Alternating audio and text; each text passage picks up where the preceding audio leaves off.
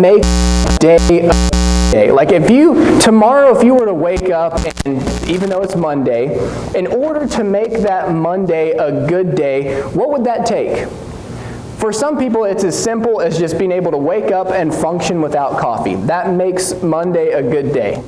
Some people think that, in order for it to be a good day, they have a to-do list and they were able to actually accomplish everything on that to-do list and not bump it all to, the following days because you couldn't, get around to it. Some people, it makes a good day if they get up and they feel physically okay. Knees don't hurt, back doesn't hurt, don't have a headache. And for some people, it's just feeling good. It's that mentality that, despite whatever is going to happen that day or that week, you just have a good feeling, you have a good attitude about it. These attitudes are very contagious. If you walk into a room and there's someone, you're not feeling great, it's a Monday, you're at the office or you're at work, and you walk in and there's someone that's just very optimistic and they have a great attitude, maybe you're the kind of person that makes you upset. You're like, why are you so happy? It's Monday. But generally speaking, that can be very contagious. If someone comes in and has a I can do this attitude, it can be contagious. And of course, the opposite of that's true. You walk into a room and you have someone that's very pessimistic or very down and they're thinking, this is going to be the worst week of my entire existence. Then the whole office space, the whole work area, the whole school place just starts to kind of drop a little bit. We're going to talk about attitudes today and how we can have a more of a yes we can type attitude as a Christian.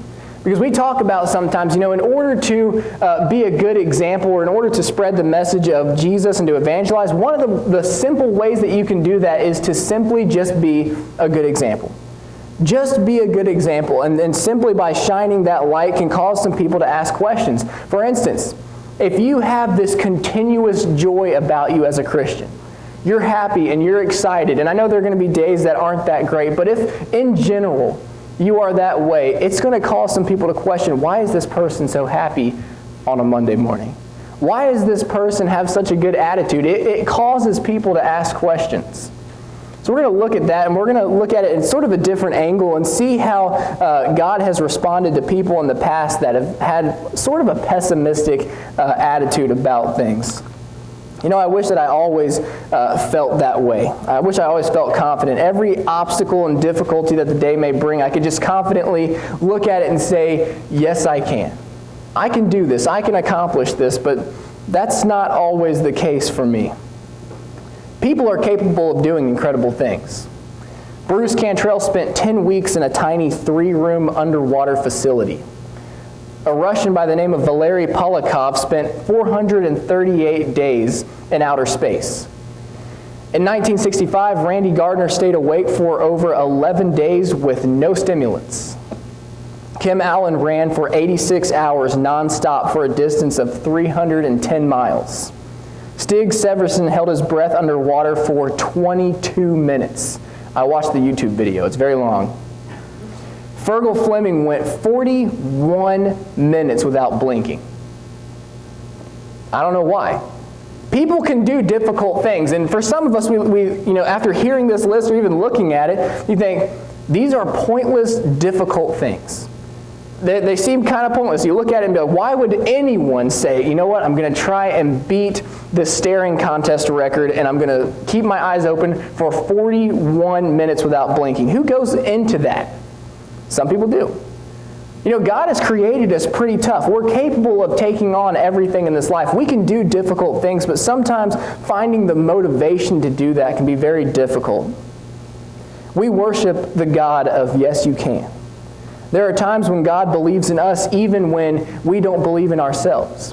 There are things that we read in Scripture that say, you can overcome these temptations, you can go through these problems, and we're hearing that from God, but in our minds we're thinking, there's no way. I can't do this. Often God believes in us more than we believe in ourselves. So who's right, a flawed human like me or the creator of the brain and of the human spirit?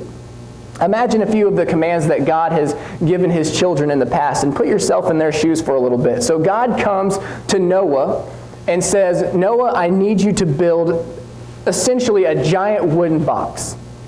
And what if Noah looked at that task and that command that he was given and said, that's going to take forever. We don't have bulldozers. We don't have construction equipment. It's going to be hammer, nails, pitch, wood, and maybe some animal labor there, but it's going to take years. And how big was that ark supposed to be? God comes to Abraham and says, Abraham, I need for you to sacrifice your son. And what if Abraham turned and said, no way. There's no way I'm going to sacrifice my son. Or he talks to Ananias and says, Ananias, I need you to go and baptize Paul. We just talked about this in class on Wednesday. And what if he says, sorry, he's a murderer. You can just send me somewhere else, and never did it. He talks to Joshua and tells Joshua to walk around Jericho for every day for 6 days and then 7 times, and then the wall is going to crumble. And what if Joshua had said, God, if we walk around the walls of Jericho, this giant fortress, we're going to look like idiots. And that's not how battle works. But they did it anyway. Sometimes we're guilty of the exact same thing. God gives us commands. We read the commands that He's given us in Scripture, but we say things like, but God, my neighbor is just not the church-going type. He's not going to be interested in going to church. I can't, ask him to visit, or be faithful unto death. God, do you have any idea how many temptations there are out there? What's the point if I'm just going to stumble again and again? Or we'll say, I can't be forgiven because I struggle with too much and too often. Do we realize that when we adopt this I can't mentality as Christians, we're completely leaving God out of the picture? What I want to do this morning is I want to go through and look at just a couple examples that we have in Scripture for us, for people that had this I can't mentality, and how God responds and helps them to overcome some of the challenges that they had in their life. But the point in all of this is, of course, we can't. God can. God can do anything at any time of the day. When we look in Scripture, we see that we serve a God that has no closing hours. We serve a God that doesn't sleep, Psalm 121:4. We serve a God that doesn't lie, Titus 1:2. We're going to look at several situations and examples that we have in the Old Testament and see how they apply for us today, that hopefully will give us a little bit more of a boost going into the week tomorrow. First, we look at Moses. He said, I can't talk. And Moses said this in Exodus 4:10. So from the fiery bush, God comes to him and has some very powerful, promising statements that he makes even before he asks Moses to go and talk to Pharaoh. We see in chapter 3, verse 7, God says, I've seen the affliction of my people. There's nothing that escapes the gaze of God. That's both very scary and comforting, I guess, depending on what side of the fence that you're on. Verse 3, again, he says, I've heard their cries, and then he says, I know their sufferings. So what does God not see, or not hear, or not know? So basically, when God introduces himself to Moses, he says, I'm not blind, I'm not deaf, I'm not dumb. And even his presence, when he shows up to Moses, remember, he covers his face, but then when he asks Moses to go and talk to Pharaoh, he starts making all of these excuses. Moses believes that God is not powerful enough to empower him. In 4:10 he says, Oh my Lord, I am not eloquent, but I'm slow of speech and tongue. So God basically promises him to be the holy teleprompter, telling him everything that he needs to say going in to Pharaoh. But Moses is still under the impression that his limitations are still bigger than the Lord. When Moses and Aaron finally approach Pharaoh after God gives Moses a partner to go and help him out and to kind of basically be his moral support there, we see that it wasn't their talent and it wasn't their abilities that brought them out of Egypt. It was God's. See, your flaws and shortcomings don't make you useless. No matter what excuses we have on why we can't, God can always help us with those things. How often we hold ourselves back and we basically trip over our own feet. And we say, I can't talk to my friends, my family, my coworkers about the Bible. I can't lead a study because I'm not sure what to say. We make the same excuses that Moses did at times. But contrast that with Paul when Paul says in 1 Corinthians 15, I declare unto you the gospel. You received it, you're standing in it, and you're saved because of it. It's the message that saves. The message builds congregation. The message heals the sickness of the soul. It's not about the messenger, and it never has been. It's always been about the message. Number 2, we can look at what an entire nation looks like when they adopt this I can't mentality. You have the individual, now you have this entire nation.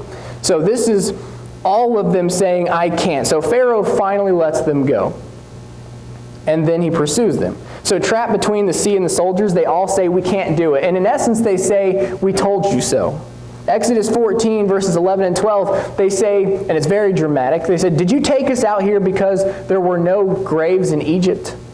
Did we not tell you how we would rather serve the Egyptians than die in the wilderness? All of them. After seeing God's might, after seeing all of these plagues happen, God's people had seen the power in the form of these 10 plagues, and each of those plagues were basically flexing God's might over the many Egyptian gods, and yet they stand here saying, Moses, we told you so. We told you this was never going to work.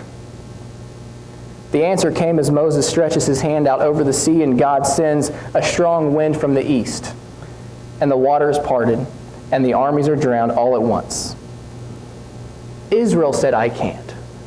But God answers with his power. How many times have we done the same thing as Israel?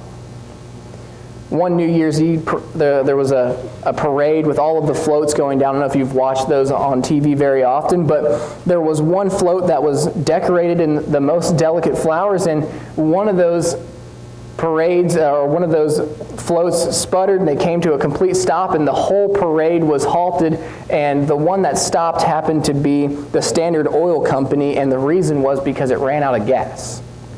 That's kind of ironic. You wouldn't think that of all floats, the one to run out of gas would be the Standard Oil Company, but they had gas, and there should have been no difficulty having the power. They just didn't acquire the power that they already had available. That's how we work sometimes. How many Christians get angry and they say, I didn't have the strength to resist. Or where's God's power in my life? But that same Christian attends services occasionally, prays infrequently, and studies sparingly. Our problem is we've disconnected ourselves from the power source, Psalm 119:11. So what about the non-Christian? Why do they feel alone? Why do they feel that God is distant? Well, they didn't obey the gospel. The power of God into salvation, Romans 1:16. They never obeyed the gospel, so there's no spiritual blessings, Ephesians 1:3. There is no one that is further from God than the one that has placed themselves in that situation. God never leaves us. We're always the ones that leave him. Israel said, I can't, the kinds of words that completely ignore God. And the answer is obvious. Get connected with that power source, the power to overcome. One of my favorites, Elijah. Elijah says, I'm alone. He says, I can't.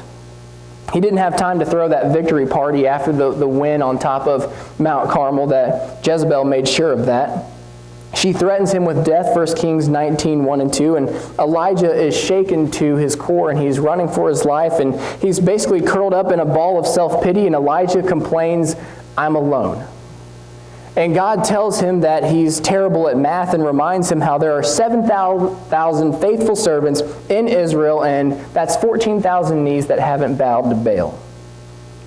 How often we relate to these feelings of being alone. We think, I'm the only Christian in school or in my workplace or in the family or in my neighborhood, or worse, we might think I can't become a Christian because that would mean I'm the only Christian in my neighborhood or in my family or in the workplace or in school. How can you handle that pressure?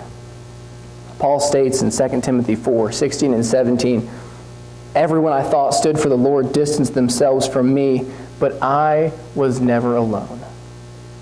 The fact is, you can have all the friends in the world, never cause a ripple of awkwardness, and still be very much alone. Without God, you are the loneliest person in the world. You might have heard the phrase, 1 plus God equals the majority, but that's just simply not true, because God has it covered already. We're the ones joining him. Back in the old days, you didn't really go to the doctor unless you were nearly ready for the grave, and I still like to go by that. I don't like going to the doctor at all, but if you broke your leg, you would go to the doctor, and the doctor would usually begin by saying, show me your tongue. And you might be thinking, that's the wrong end. Why do you need to see my tongue if my leg is broken? But the great physician can often diagnose a lot of what's going on with us by simply saying, show me your tongue. How many times has God heard us say, I can't do it? How many times has God heard me say that? Whether in prayers or whether in action, I can't do it. This has kept many people from everything that God has to offer. John 10:10 says, I have come that you may have life and that you might have it more abundantly. Mark 16:16 says, he that believes and is baptized shall be saved. He that doesn't believe won't be saved. That's God saying, yes, you can.